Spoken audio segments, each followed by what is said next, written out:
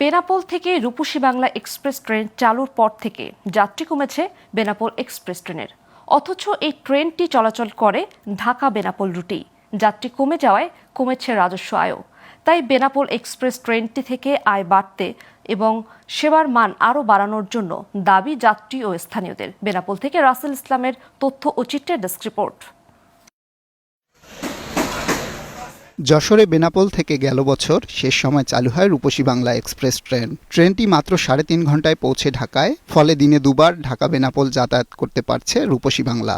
আর Benapole express train ঢাকাতে পৌঁছাতে সময় নেয় 8 থেকে 9 ঘন্টা। আর এতেই অর্ধেকের নিচে নেমেছে এই ট্রেনের যাত্রী সংখ্যা, ফলে লোকসানের মুখে পড়ে রাজস্ব হারাচ্ছে। এদিকে বেনাপোল স্থলবন্দরটি আন্তর্জাতিক হওয়ায় এখানে যাতায়াত দ্রুত ও সহজ করতে বেনাপোল এক্সপ্রেস ট্রেনটির সেবাও বাড়ানোর দাবি যাত্রী ও স্থানীয়দের। এতে আসার সাথে সাথে আমি ট্রেন পেতাম, বেনাপোল এক্সপ্রেসের মতো 10 ঘন্টা না হলে 3.5 ঘন্টা হতো, তাহলে আমি ওই ট্রেনেই অবশ্যই যেতাম।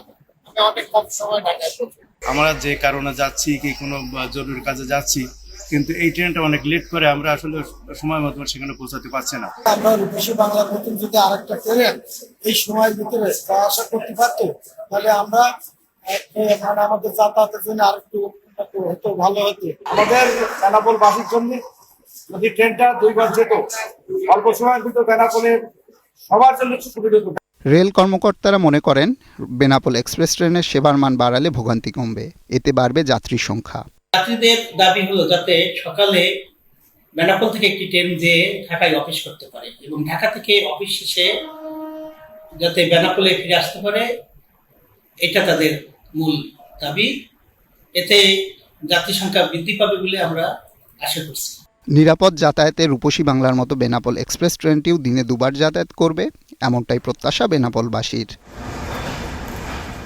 Global television news desk.